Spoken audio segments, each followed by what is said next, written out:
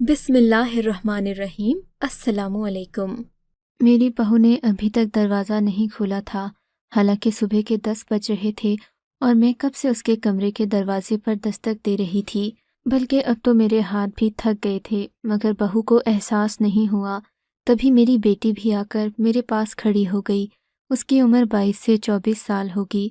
इन दिनों हम उसका रिश्ता तलाश कर रहे थे। वो मेरे साथ ही रहती। उसे बाबुल के घर से जाने का दुख अलग सताए जा रहा था।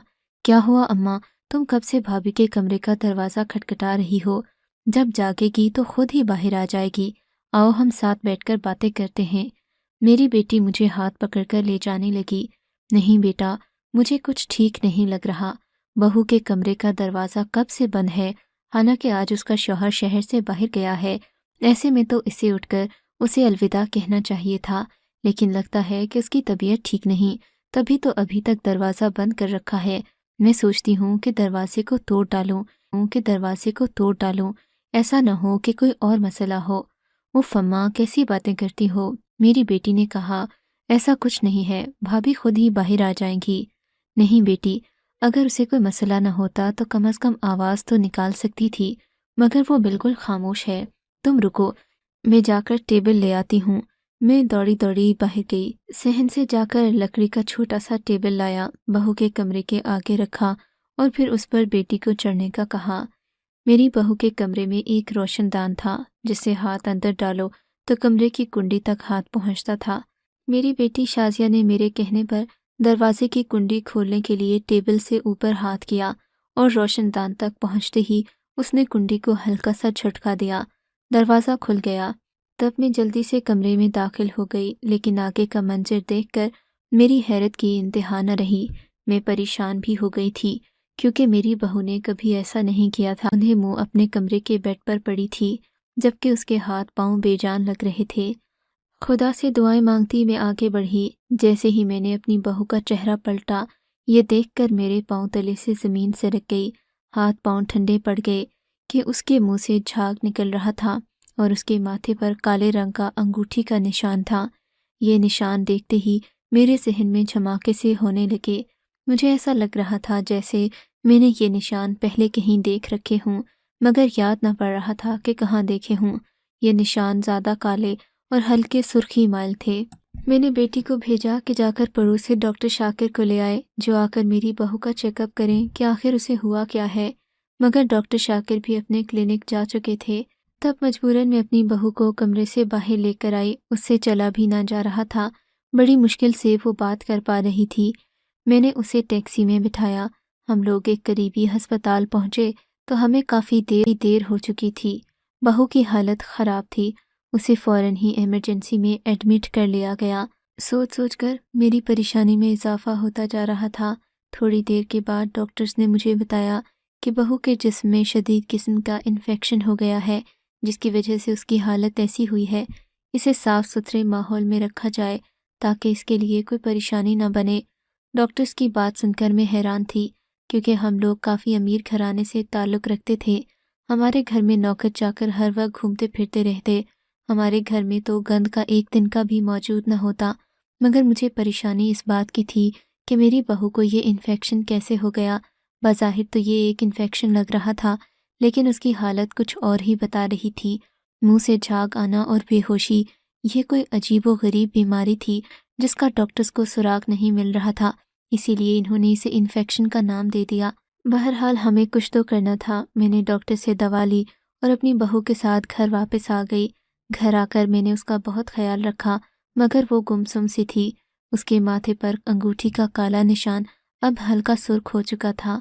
मेरी बहू के चेहरे पर कर्ब के आसार थे। उसकी आंखों से आंसू रवां थे। क्या हुआ बेटा, तुम रो क्यों रही हो? मैंने उससे सवाल किया, मगर उसने कोई जवाब नहीं दिया। वो बार बार अपने माथे पर हाथ लगाती। मैं भी उसे गौर से देखने लगी। बेटी, तुम्हें ये सुर्ख रंग का निशान कैसा है? मेरे पूछने पर वो घबरा गई। अम्मी जान, मुझे तो खुद नहीं पता, लेकिन उसका लहजा और अंदाज बता रहा था कि वो मुझसे कुछ छुपा रही है। मैंने बज़ाहिर तो कोई बात ज़ाहिर नहीं होने दी, मगर मैंने अपनी बेटी को अकेले में बुलाकर कहा, बेटा, मुझे तुम्हारी भाभी के तेवर कुछ ठीक नहीं लगते। लगता है कि उसे कोई परेशानी है। مگر وہ ہم پر ظاہر نہیں کرنا چاہتی۔ تم ایسا کرو کہ اب اس پر نظر رکھنا، اگر کوئی غیر معمولی بات ہو تو مجھے ضرور۔ میری بیٹی بھی پریشان ہو گئی تھی کیونکہ بہو کے ماتھے پر موجود سرخ اور کالے نشانات ہمیں کسی خطرے کی علامت لگ رہے تھے۔ شام کو میں نے اپنی بہو کا خوب خیال رکھا، اسے دوائیں اور پھل وغیرہ کھلاتی رہی، لیکن اس کا منہ اترا ہوا تھا، وہ مجھ سے کوئی بات نہ کر رہی تھی۔ اس کی پریشانی کی سمجھ نہیں آئی۔ پھر میں نے اپنی بیٹی سے کہا کہ اس پر نظر رکھے۔ اگلی صبح میں جاگی تو میرے ذہن میں سب سے پہلا خیال میری بہو کا آیا۔ میں ناشتہ وغیرہ کرنے کے بعد اپنی بہو کے کمرے میں گئی۔ اس بار اس نے دروازہ سختی سے بند کر رکھا تھا۔ میں نے سوچا کہ روشن دان سے ہاتھ ڈال کر کنڈی کھول لیں گے، مگر اب کی بار اس نے روشن دان بھی اندر سے بند کر رکھا تھا۔ خیر اب کیا ہو سکتا تھا؟ میں باہر بیٹھ کر اپنی بہو کے دروازہ کھولنے کا انتظار کرتی رہی۔ تقریباً 1 گھنٹے بعد اس نے دروازہ کھولا تو اس کے چہرے کا رنگ بدلا ہوا تھا۔ وہ بہت پریشان لگ رہی تھی، جبکہ ماتھے پر سرخ اور کالے نشان پہلے سے بھی زیادہ واضح ہو گئے تھے۔ اس سے پہلے کہ میں اس سے کچھ پوچھتی، وہ چکرا کر نیچے گر گئی۔ میں نے آگے بڑھ کر اسے سنبھال لیا، مگر اس کی آنکھیں بند ہو رہی تھیں، وہ نیم غنودگی کے عالم میں تھی۔ تب تک شازیہ بھی آ گئی۔ ہم دونوں نے مل کر بہو کو سنبھالا اور اسے باہر چارپائی تک لے آئے۔ چارپائی پر لیٹتے ہوئے اسے 1 منٹ ہی ہوا تھا کہ اس کے پیٹ میں درد ہونے لگا۔ اسے زوردار الٹی آئی اور اس کی حالت پہلے سے بھی بری ہو گئی۔ ہم نے اسے دوا بھی کھلا دی تھی، مگر اس کی حالت ایسی تھی کہ ہسپتال لے جانا ضروری تھا۔ میری بیٹی نے جلدی سے ڈرائیور کو گاڑی لانے کا کہا۔ ہم تھوڑی ہی دیر میں الکرم ہاسپٹل کے باہر کھڑے تھے۔ بہو کی حالت بددستور خراب تھی۔ ہم اسے دوبارہ ڈاکٹر کے پاس لے کر گئے۔ اب کی بار ڈاکٹرز نے ہماری بے عزتی کرنا شروع کر دی۔ آپ لوگ نہ جانے کس دنیا میں رہتے ہیں، آپ کی بہو کے جسم میں زہر چلا گیا ہے اور آپ کو ذرا بھی لوگ کہاں رہتے ہیں، کس دنیا میں ہوتے ہیں۔ ڈاکٹر مجھے یوں کہہ رہی تھی جیسے میں نے جان بوجھ کر اپنی بہو کو کوئی زہر دے دیا ہو۔ میری بہو کے ہاتھ پاؤں نیلے پڑ رہے تھے۔ ہم لوگوں کو ایمرجنسی روم میں جانے کی اجازت بھی نہیں تھی۔ ہم باہر کھڑے دعائیں کر رہے تھے کہ اللہ سب خیر کرے گا۔ کافی دیر گزر گئی، مگر میری بہو کو ہوش نہیں آیا۔ اب تو میرے ہاتھ پاؤں ٹھنڈے پڑنے لگے۔ میں نے اپنے بیٹے کو فون کیا، اسے ساری صورتحال سے آگاہ کیا۔ اگرچہ میں پہلے اسے پریشان نہیں کرنا چاہتی تھی، مگر اب اس مسئلے سے آگاہ کرنا ضروری تھا۔ میرا بیٹا بھی گھر بھاگا بھاگا آیا۔ اپنی بیوی کے لیے وہ خود بھی پریشان تھا، کیونکہ اس کی بیوی اس سے بے پناہ محبت کرتی تھی اور ان دونوں نے پیار محبت کی شادی کی تھی۔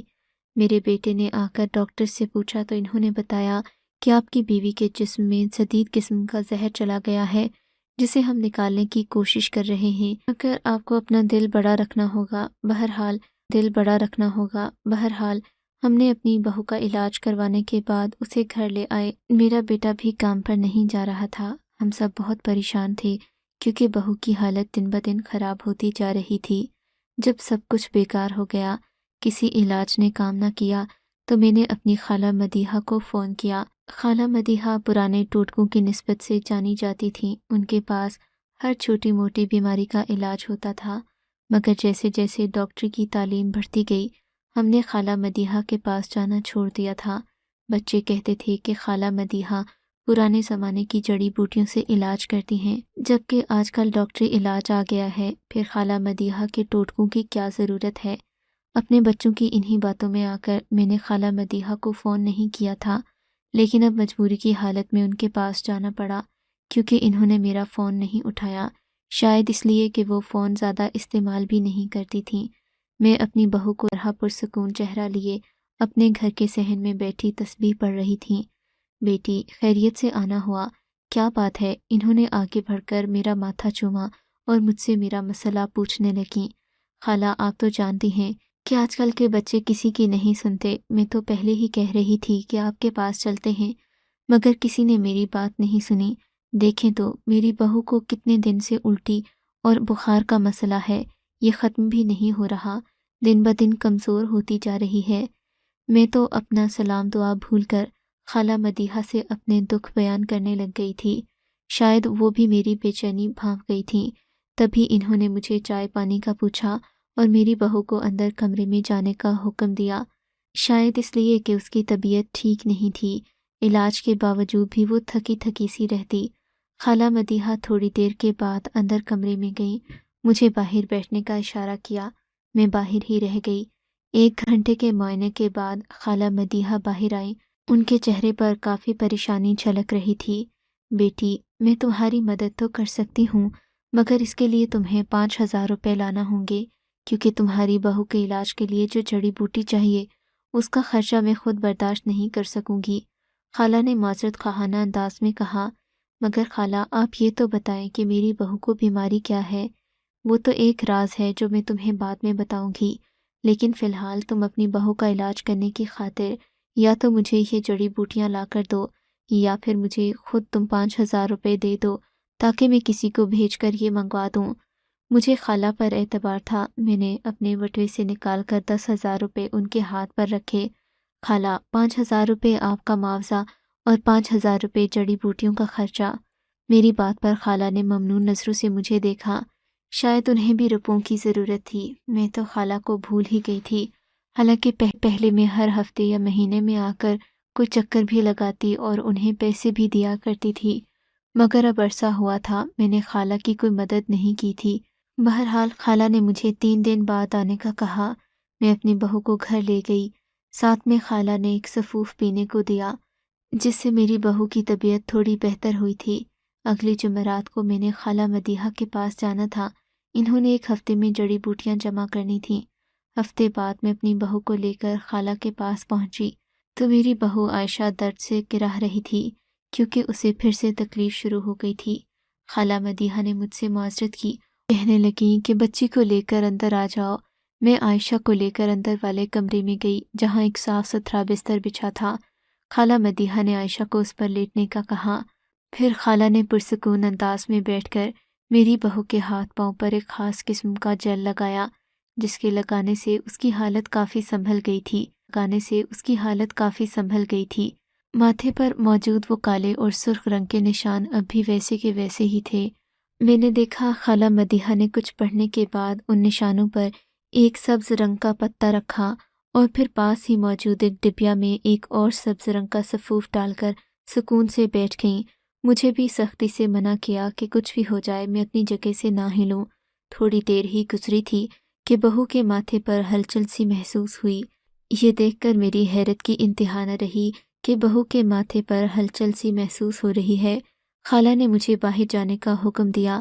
میرا دل تو نہیں چاہ رہا تھا، مارے تجسس کے میں وہیں بیٹھنا چاہتی تھی، مگر خالہ کے حکم پر مجھے باہر جانا ہی پڑا۔ میں باہر آ کر بیٹھی، میرا دل کانپ رہا تھا۔ آخر بہو کے ماتھے پر وہ کس چیز کی ہلچل تھی؟ جس کے بعد خالہ مدیحہ نے مجھے باہر بھیج دیا۔ مجھے پریشانی سی ہونے لگی۔ تھوڑی ہی دیر میں میری بہو کی لگی، میرا دل بے چین ہو گیا۔ میں واپس اندر کی طرف بھاگی، دیکھنا چاہتی تھی کہ آخر کیا ہوا ہے، مگر خالہ مدیحہ نے دروازہ بند کر دیا۔ بے چینی اور بے بسی کی حالت میں باہر ہی بیٹھی رہی۔ تقریباً 1 گھنٹے کے بعد خالہ نے دروازہ کھولا۔ یہ دیکھ کر میری حیرت کی انتہا نہ رہی کہ میری بہو بستر پر بیٹھی مسکرا رہی تھی، جبکہ اس کے ماتھے پر سے وہ کالے نشان ہٹ چکے تھے اور وہ سرخ داغ بھی کہیں نظر نہ آ رہے تھے۔ بہو، وہ سرخ نشان کہاں گئے؟ میں نے حیرت سے پوچھا۔ اماں، مجھے تو خود نہیں پتا، مجھے تو تھوڑی دیر کے بعد ہوش ہی نہ رہا تھا۔ اب مجھے ماتھے سے کچھ بوجھ ہلکا محسوس ہو رہا ہے، چلو گھر چلتے ہیں۔ میری بہو خوشی سے بول رہی تھی۔ مہینے کے بعد میں نے اس کا یہ چہرہ دیکھا تھا جس پر خوشی ہی خوشی تھی اور کوئی غم کے آثار نہ تھے۔ میں نے اطمینان کا سانس لیا اور بہو کو لے کر گھر آ گئی، کیونکہ خالہ مدیحہ کی نماز کا وقت ہو گیا تھا۔ اب شاید وہ بھی چاہتی تھیں کہ میں اپنے گھر واپس چلی جاؤں۔ میں نے سوچا کہ خواہ خالہ مدیحہ کو پریشان کرنے سے اچھا ہے کہ اگلے دن آ کر ان سے ساری بات معلوم کر لوں۔ میں اور عائشہ گھر واپس آ گئے۔ میرا بیٹا میرا منتظر تھا۔ اس نے پوچھا کہ عائشہ کی بیماری کا کیا ہوا۔ میں نے اسے سارا ماجرا بتا کر کہا کہ یہ سارا بوجھ جو مدیحہ کے جسم پر تھا، سارا ان کالے اور سرخ داغوں کی وجہ سے تھا۔ یہ داغ ہٹتے ہی عائشہ کی طبیعت سنبھل گئی ہے۔ بیٹے کو اس بات پر یقین نہ آیا، وہ خوشی سے چلانے لگا، کہنے لگا کہ خالہ مدیحہ تو میری توقع سے بڑھ کر بھی ہنرمند نکلیں۔ اچھا ہے کہ ہم ان کے لیے کوئی نہ کوئی بندوبست کریں کہ ان کی زندگی کے دن بھی اچھے سے گزرنے لگیں۔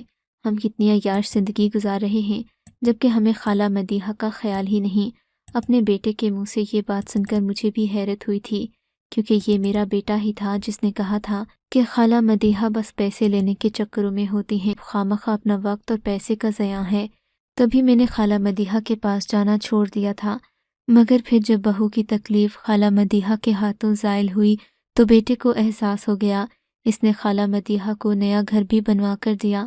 چونکہ اس کے پاس پیسوں کی کمی نہیں تھی، خالہ مدیحہ کی زندگی پہلے سے کئی بہتر ہو گئی۔ خالہ مدیحہ ہمیں دعائیں دیتی تھکتی نہ تھی، مگر اس سب میں بھول ہی گئی کہ خالہ سے مجھے وہ راز معلوم کرنا تھا جو بہو کے ماتھے سے جڑا تھا۔ تبھی ایک دن میں خالہ کے پاس گئی، ان سے پوچھا کہ وہ کیا تھا جو میری بہو کے ماتھے پر اس قدر گہرا ہوتا جا رہا تھا اور پریشانی بھی بڑھتی جا رہی تھی۔ خالہ مدیحہ پرسوچ انداز میں بولی، بیٹی میں یہ تو نہیں کہہ سکتی کہ تیری بہو نے یہ سب کیوں کیا، مگر مجھے ڈر تھا کہ تو اس سے نفرت نہ کرنے لگ جائے۔ تیری بہو کی معصومیت بتاتی ہے کہ وہ ایک پاک باز عورت ہے، اس نے کبھی ایسے کام کا سوچا بھی نہیں، مگر اس کے ماتھے پر 2 چھوٹے چھوٹے سانپ نما کیڑے تھے جو ایک خاص مقصد کے لیے استعمال ہوتے ہیں، اور یہ سب جادوگروں کے کام ہیں۔ یہ دولت کے حصول، اپنے شوہر کو قابو کرنے اور لوگوں کے دلوں میں اپنی دھاک بٹھانے کے لیے استعمال کیے جاتے ہیں، مگر تمہاری بہو اتنی معصوم ہے کہ مجھے مکمل یقین ہے کہ یہ سب اس کی ماں نے یا پھر کسی اور عورت نے کیا ہوگا۔ کسی کا مقصد مختلف بھی ہو سکتا ہے، مگر تمہاری بہو کے ماتھے میں جو چیز تھی اسے میں نے ایک خاص سفوف کی مدد سے نکالا۔ جب میں نے وہ سبز رنگ کے پتے اس کے ماتھے پر رکھے تو بو سونگ کر وہ مردہ سانپ زندہ ہو گئے اور مدیحہ کا جسم چھوڑ کر باہر سفوف کی ڈبی تک آ گئے۔ میں چاہتی تھی کہ تم یہ سب نہ دیکھو، پہلا تو یہ کہ تم کہیں خوفزدہ نہ ہو جاؤ، اور دوسرا تم اپنی بہو پر الزام نہ لگاؤ کہ اس نے تمہارے بیٹے کو تم سے چھیننے کی کوشش کی ہے۔ میں جانتی ہوں کہ انسان کے ذہن میں یہی خیال آتا ہے، مگتی ہوں انسان اگر کسی کی مدد نہ کرے تو اللہ تعالیٰ اسے اس قدر مجبور اور بے بس کر دیتا ہے کہ اسے اپنے پیاروں کا دکھ دے کر ان کی مدد کرنے پر مجبور کرتا ہے۔ خالہ مدیحہ کا شاید اشارہ اپنی طرف تھا اور ان کی بات 100% درست تھی، کیونکہ ہم اور میرا بیٹا شاید ان کی مدد کبھی نہ کرتے، لیکن جو تکلیف میری بہو نے اٹھائی تھی اسے حل کرنے پر ہم نے خالہ کی زندگی بدل کر رکھ دی۔ یہی مدد اگر ہمیں ویسے کرنا پڑ جاتی تو شاید ہم اسے پیسوں کا ضیاع مانتے۔ میں یہی کہوں گی کہ اپنا کوئی بھی نقصان ہونے سے پہلے صدقہ خیرات کر دیا کریں، کیونکہ یہ آپ کی جان کا صدقہ ہوتا ہے۔ میری بہو اب بھی خوش ہے، اس کی صحت میں کوئی مسئلہ نہیں، مگر میں کبھی کبھی سوچتی ہوں کہ آخر بہو کے ساتھ وہ عمل کس نے کیا تھا۔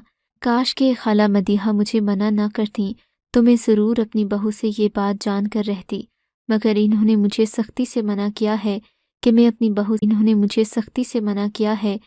اپنی بہو سے یہ سوال کبھی نہ کروں۔ اب آپ بتائیں، میری جگہ آپ ہوتے تو آپ کیا کرتے؟ آپ کو اگر یہ کہانی اچھی لگی ہے تو اس ویڈیو کو لائک کیجیے، اور اس طرح کی مزید کہانیاں سننے کے لیے ہمارے چینل کو ضرور سبسکرائب کیجیے۔ کہانی سننے کا شکریہ۔ آپ سے ملاقات ہوگی اگلی ویڈیو میں، تب تک کے لیے اللہ حافظ۔